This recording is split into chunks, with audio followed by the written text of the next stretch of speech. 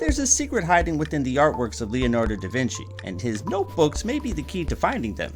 Let's get to it. Born in 1452 at the height of the Renaissance, Leonardo da Vinci was the ultimate Renaissance man because he made innovations in not only art but also architecture, anatomy, botany, geography, cartography, engineering, warfare, aviation, aerodynamics, hydrodynamics, science, mathematics. And here's the thing, Da Vinci is just as relevant now as he was 500 years ago because not only do we spend hundreds of millions of dollars for his artwork, but we shell out quite a bit for his notes as well. Case in point, Bill Gates spent $31 million in 1994 for only 18 pages. That being said, it ain't the money that makes Da Vinci relevant in the 21st century. 400 million!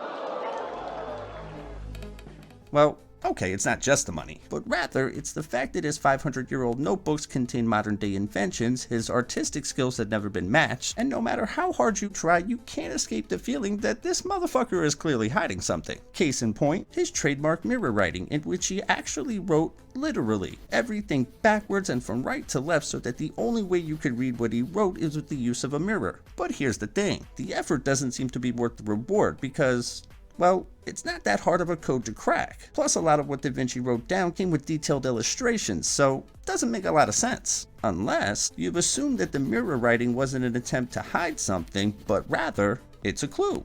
Let me explain. Let's say you have something valuable that you want to keep safe. What do? Obviously, you put it in a safe, you lock it up, and then you hide the key, which is exactly what Da Vinci did, only the safe was his paintings and the key was his notebooks, because again, the mirror writing makes absolutely no sense within the context of his notebooks because again, detailed illustrations. So he had to have done this for a different reason, and maybe, just maybe, that reason involves a way to view his paintings. Let's take a look at one of Da Vinci's earliest paintings, the Baptism of Christ, and make a duplicate, then flip it around so that we get the mirrored image.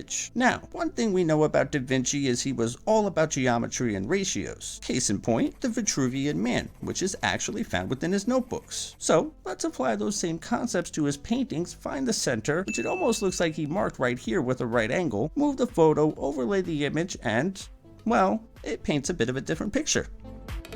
Now, of course, this could be just an insane coincidence mixed with a little pareidolia, so let's check out another painting, do the same thing, and see what happens. Here we have Da Vinci's most famous painting, the Mona Lisa, the one painting that he took everywhere and dedicated the last 16 years of his life to. Now, surprisingly, if we do the exact same thing, something peculiar does appear within the mirrored image, and the closer you look, the weirder it gets, because within this hooded figure we see some crazy shit that clearly has defined shape and accurate ratios. However, what they are as well as what's being depicted in the background is for you to judge. So don't forget to leave a comment below with your opinion and whether or not this is something or nothing. Next, let's take a look at the Virgin and Child with St. Anne, another one of Da Vinci's paintings in which he leaves a subtle clue as to where the center is, because if you look closely, you'll notice two things. One, St. Anne has a very straight nose, and two, she's looking at it.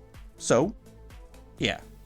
Let me know what you think about this one. Next up, let's take a look at Da Vinci's final painting, John the Baptist. Now, this one is interesting because others have pointed out that when you simply mirror these images, you do get a very interesting result. However, what I find interesting is the way that John the Baptist is positioned, because he's pointing up, yet he's leaning away, which is the opposite of what we naturally do when we point at something, which is lean into it. Then I noticed why Da Vinci did this.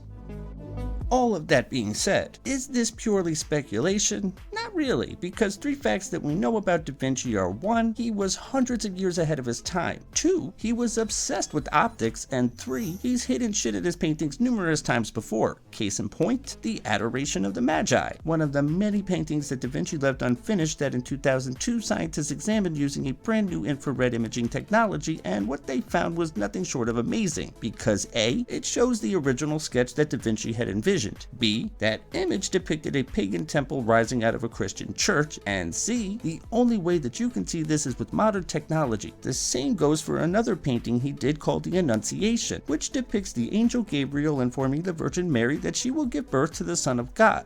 However, when this painting was subjected to an X-ray analysis, scientists discovered that the angel, and only the angel, disappeared because the angel was painted with a non-lead based paint. And here's the thing, Da Vinci was the only painter to ever do this. And he clearly did it on purpose, because even though the painting is attributed to Da Vinci and his mentor, we know for a fact that it was Da Vinci who painted the angel in the background. So he used both paints, which to me suggests that he knew one day a technology would exist that would reveal what he did. Now, why he did it and what message he was trying to convey, well, that part is purely speculation. However, that speculation is based on the fact that, again, this motherfucker is clearly hiding something. But hey, that's just my opinion. I could be wrong. I've been wrong before. What do you think?